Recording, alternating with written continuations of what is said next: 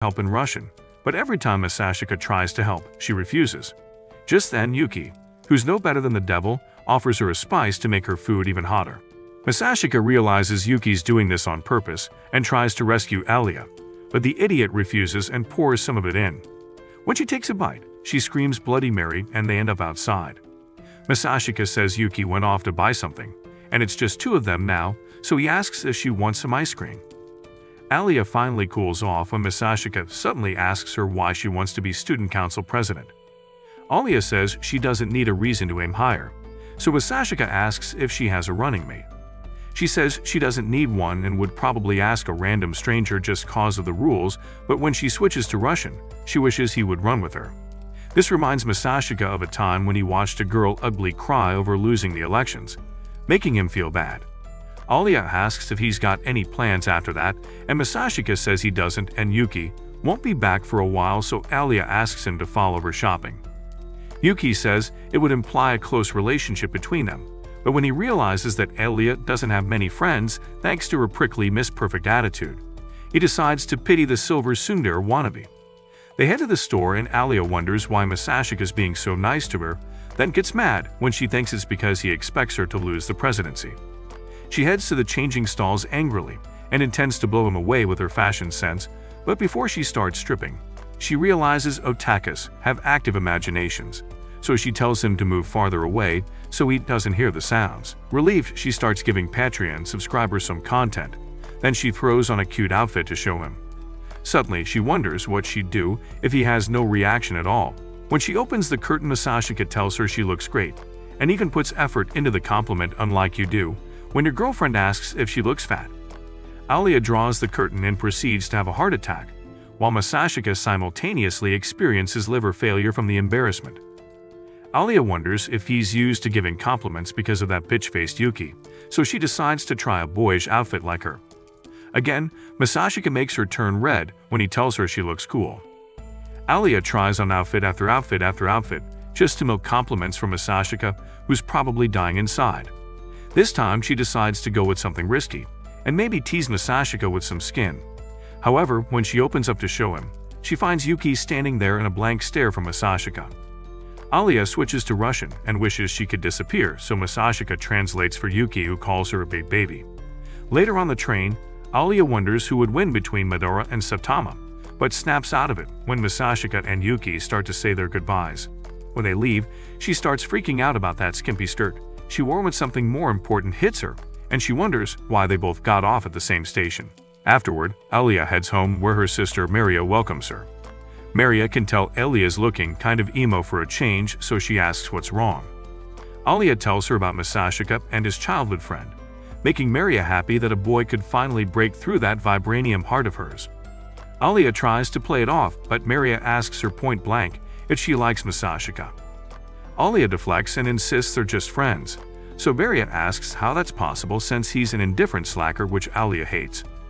Well, it all started 6 years ago in Russia when Alia's class was split into groups for a class project where the winners would get a prize. Alia was excited to do her part and went all the way into town to interview her subject study, but when she returned to school, she realized no one else seemed to give a shit. Alia tried to motivate the group so they could win, but those future couch potatoes weren't having any of it. When they saw Alia had written an entire dissertation for the assignment, they had to tell her to chill cause iPhone hacks you didn't know about. If you get this message on your phone, don't buy extra storage.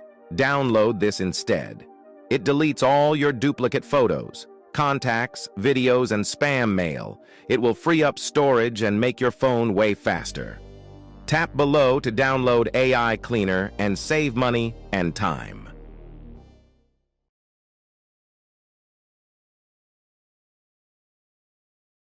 was doing too much. Eventually, a fight broke out and Alia was left all alone to finish that Loki master's degree. When the moment of truth came, another group won the prize and Alia was broken up about losing. On her way home, she blamed herself for expecting anyone to be as driven as she was, so she decided to start her woke feminist arc. Years later, she transferred into the prestigious Japanese school where she met the deadbeat loser sleeping beside her. They exchanged introductions, but from one period to the next, Alia could see Masashika was an S-tier slacker, who probably got exhausted from breathing. However, she wasn't surprised, since she'd seen this type of behavior before.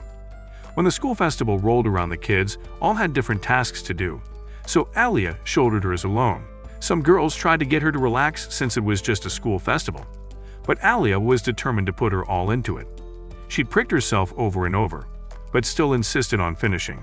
Masashika suddenly bust in, knowing Alia would be working herself to death. He advised her to go home, assuring her that everyone would pitch in the next day, but she insisted on staying. That's when he showed her a permission slip for the handicrafts club to stay in school and assist them, which shocked Alia, who wondered how he arranged it. Masashika explained his methods and told her there was no point in doing it alone. But this ticked Alia off, as she didn't understand what was so wrong with taking the festival seriously. She gave one of those eye-rolling speeches about not compromising on quality and insisted there was nothing wrong with working so hard, since no one else cared as much. Masashika reminded her that the whole point of festival attractions is to work together, so she should be using the emotional blackmail to guilt-trip the others into working hard with her instead. However, when he sees he's at risk of receiving another speech, he apologizes and appreciates all her efforts. Alia finally agrees to head home, but she wonders what Masashika's deal is. The next day, the boys really stepped up to the plate, to Alia's surprise. Not only do they get their shit done, but everyone has fun doing it, including Alia. So when the school festival starts, it goes off without a hitch. Alia finds Masashika sitting alone at the after-party and decides to join him. He asks if she's not joining in on the dancing, cause she has 2 left feet. Alia assures him her feet can do things he'd only ever seen on incognito mode, but she refused to dance with her many admirers. Masashika calls it a typical ice princess response, and it's apparently the first time she'd heard the nickname. Alia looks annoyed by the name and explains that the princess part makes her sound like she's some silver spoon nepo baby. She can't exactly help it, but she's never coasted by based on daddy's name alone, so she hates it when her efforts get ignored in favor of her birth. Masashika understands and agrees not to call her the name, which pleasantly surprises Alia. She thanks him for getting through her thick skull so she could enjoy the festival with everyone else, and apologizes for hitting him with that preachy speech about hope. Masashika tells her it's fine, but Alia insists on repaying him in a tangible way and asks what he wants. Masashika gives it some thought and asks her if she's got a real nickname. When she tells him it's Alia, he asks for permission to call her that. She asks what's in it for him, so he basically says he'll have bragging rights for being chummy with the class idol and thanks her for the honor. Just then, the smell of desperation clogs the air as the Alia fan club shows up to ask her to dance. The boys start arguing over who should get the first dance and even invade her personal space to convince her. Alia gets overwhelmed by the raging simp body sprays, so Masashika grabs her hand and tells the boys she's already taken. Alia's heart almost shoots out of her southward cheeks as she stares at Masashika in surprise. Masashika challenges her to see how fast she can pick up the dance, and she gladly takes him up on his offer. From then on, Masashika returned to being the sloth prince, so Alia began showering him with venomous violations, but deep down, she'd officially been rizzed up. In the present, Maria praises their cute love story, while Alia insists that it's not like that since they're merely friends. However, Maria knows a friends to lovers trope when she sees one, since she has experience with her mystery locket lover. Alia admits that Masashika does pull through when it counts, while Maria starts gushing about her sotkum, making Alia want to barf. The next day, Masashika arrives at the student council to cover for Yuki. Maria gets excited to meet him and introduces herself as Alia's big sister and council secretary. Masashika asks if she needs help with her shopping, but Maria tells him not to be so formal since he's friends with Alia. She grabs his hands and says it's a pleasure, but something about it seems strangely familiar to her. Maria asks what his first name is, and when he tells her, she realizes something, but after hesitating, she apologizes for freezing and says it's nice to meet Alia's friend. She then switches to Russian and tells him to get going, but Masashika asks what that meant. She repeats herself correctly in Japanese and greets the president goodbye. Later, they go shopping for office supplies when Maria loses focus on a cute plushie and suggests getting one for each council member. Masashika assures her Kenzaki will die a virgin if she does that, so they agree to ken the idea, but she insists on getting one just for herself. After they walk back, and Masashika pities Alia for having such a chaotic sister. They get to their next stop, and he offers to hold the plushie, so Maria names it after Alia and tells him they look good together. They head into the tea shop, where Maria gets busy with the store owner while Masashika stands aside. realizing that Yuki would be better at this since their mother taught her. He remembers how his father broke the news of their divorce when he was a kid, so Masashika chose to go with his dad, while Yuki chose to stay with their mom. Maria snaps him out of his "that's so Raven" moment and sees that he looks like he's in pain.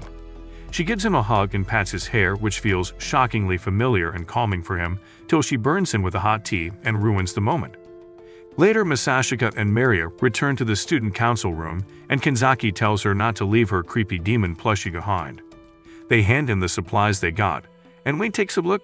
He thanks Masashika for stopping Maria from turning the office to Five Nights at Freddy's. On that note, he asks Masashika if he'd be joining the student council, but Masashika insists that he'd rather watch paint dry, but he wouldn't mind helping out sometimes. Maria suggests he could just join on paper, making Masashika wonder why they're so hell-bent on getting him to join anyway.